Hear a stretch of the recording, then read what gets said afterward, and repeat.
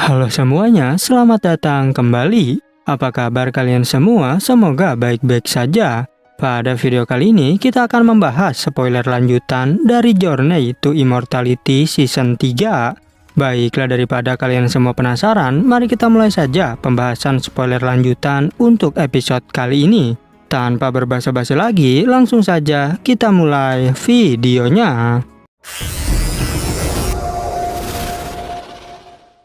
Cerita ini berlanjut, kita diperlihatkan Hanli yang bertanya apakah boleh slip giok ini untuk diriku.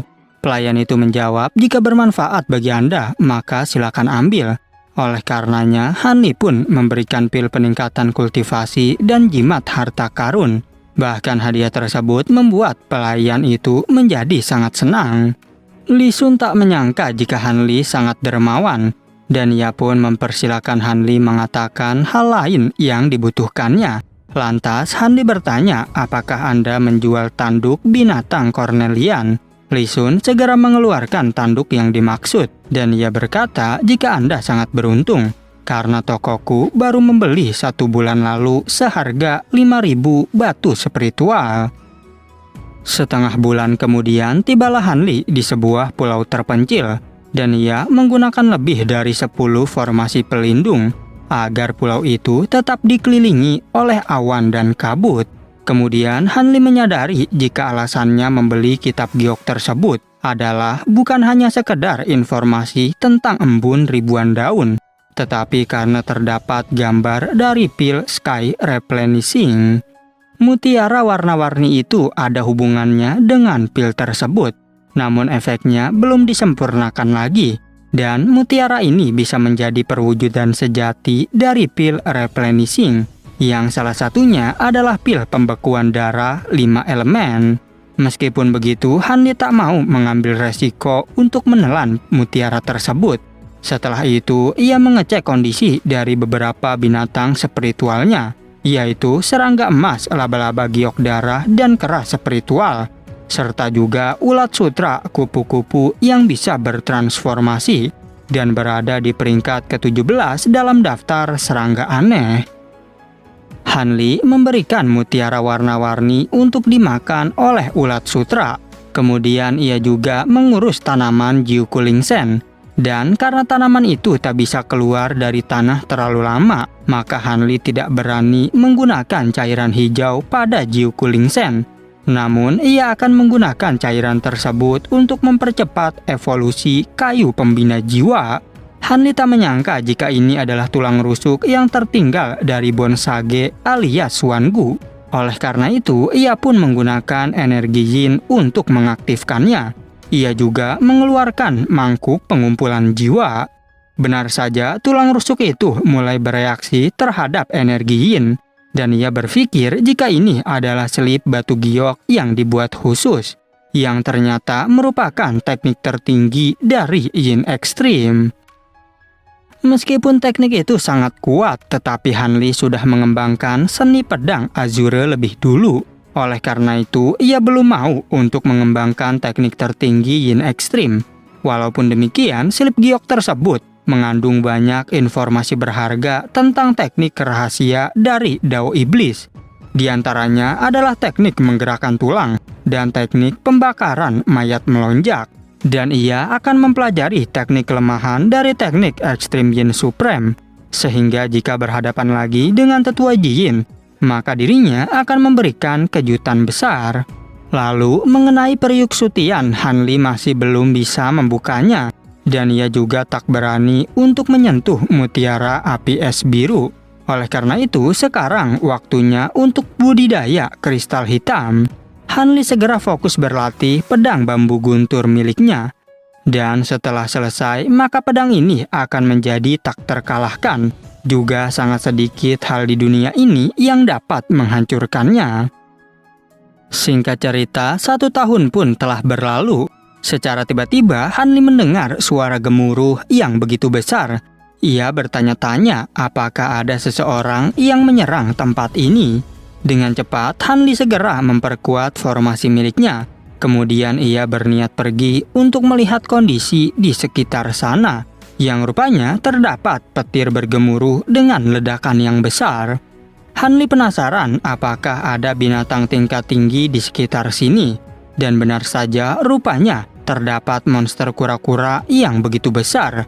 Ini adalah kesengsaraan Guntur agar kura-kura tersebut bisa naik dari tingkat 7 ke tingkat 8. Dikatakan jika binatang spiritual mencapai tingkat 10, maka dia bisa membuat wajahnya seperti manusia. Namun Hanli mengurungkan niatnya untuk mendapatkan inti binatang tersebut, karena dia harus mencari tahu lebih dulu tentang informasi cara menghadapi binatang tingkat 8. Dari kejauhan, rupanya ada kekuatan besar yang mulai mendekat, dan ternyata itu adalah monster naga racun di tingkat 8. Hanli menyadari meskipun hanya berada di tingkat 8, tetapi dia memiliki kesempatan melawan binatang spiritual tingkat 9. Hanli tak menyangka bisa menyaksikan kejadian ini, meskipun sangat penasaran dengan pertarungan mereka. Tetapi dirinya harus bersiap untuk menyelamatkan diri jika terjadi masalah. Kedua monster itu saling mengaum satu sama lain. Bahkan Hanli terkejut karena naga racun tiba-tiba langsung bertransformasi. Apalagi naga itu mulai melirik ke arah Hanli. Hanli menjadi gemetaran melihat pertarungan dua binatang tingkat tinggi. Tapi dari kejauhan datang 3 kultivator yang mulai mendekat. Mereka terdiri dari seorang pria tua berada di ranah Naskensol dan 2 orang berjubah merah berada di kor formasi tahap menengah. Meskipun demikian, aura kedua orang tersebut sama mengintimidasikannya seperti orang tua itu. Dan rupanya 2 orang tersebut memanggil orang tua tadi sebagai senior Jinxia. Lalu mereka pun berniat untuk bekerja sama dalam melawan naga beracun. Naga itu segera melancarkan serangannya. Begitu pula dengan 3 kultivator yang juga menghempaskan serangan terkuat. Hingga terjadilah ledakan yang sangat besar di sekitar tempat tersebut. Hanli tak menyangka jika naga racun bisa melawan ketiga kultivator itu sendirian. Sedangkan Hanli sendiri mencari kesempatan untuk menyelamatkan dirinya dari pertempuran itu. Singkat cerita, 1 tahun kemudian di Gua Pengasingan, Hanli terlihat memancarkan cahaya yang begitu besar dari tubuhnya. Dan ia berkata jika akhirnya aku mendapatkan budidaya 6 mutiara, sehingga dirinya bisa merasakan penyerapan energi spiritual yang jauh lebih cepat dari sebelumnya. Hanli sangat senang meskipun ini hanyalah awal bagi dirinya. Sedangkan mengenai kayu pembina jiwa yang telah dirawat dengan cairan hijau selama lebih dari 2 tahun, kini usianya sudah tumbuh mencapai 10.000 tahun dan tak dapat tumbuh lagi. Hanli pun menjadikannya sebagai manik-manik yang dapat menjadi alat ideal untuk membudidayakan energi dan jiwanya. Hanli merasa jika sekarang kemampuanku bisa menangani semua tumbuhan yang kudapat dari Istana Sutian. Bahkan akhirnya aku bisa pergi ke laut luar untuk memburu banyak binatang spiritual. Tentu saja ia juga menyiapkan arai formasi dan membawa binatang miliknya.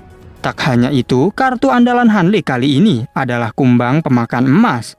Yang rupanya kumbang tersebut telah banyak memakan semut api besi. Sehingga hal itu membuatnya bermutasi menjadi jauh lebih kuat. Walaupun begitu, Hanli merasa khawatir dengan kebun obat miliknya.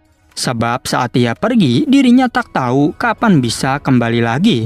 Apalagi obat spiritual dan Jiuku Lingsen tak bisa meninggalkan tanah terlalu lama. Kemudian Hanli berpikir mungkinkah setelah pertempuran besar, kura-kura raksasa telah pergi meninggalkan area sekitarnya. Meskipun begitu, Hanli tetap akan membuat arai formasi di tempat tinggalnya. Hanli berkata siapapun yang masuk ke tempat ini tanpa izin, maka akan langsung terbunuh. Tak peduli jika itu binatang spiritual ataupun seorang kultivator, karena akan dihabisi oleh serangga emas. Kecuali jika itu adalah binatang spiritual tingkat 8 dan kultivator di ranah Naskensol.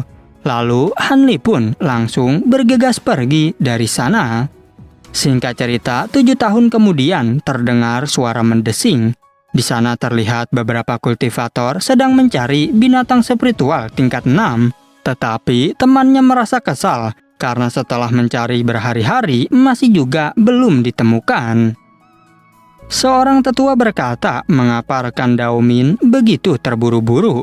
Lagi pula, binatang vivid gelas spiritual memanglah sangat langka. Dan juga area ini adalah 3 warna favorit dari binatang tersebut. Dao Ismin sangat kesal karena dirinya belum mendapatkan satu inti binatang sekalipun. Namun seorang pria botak memberitahu, jika kau sekarang ke sana, maka sama saja kau menggali kuburanmu sendiri.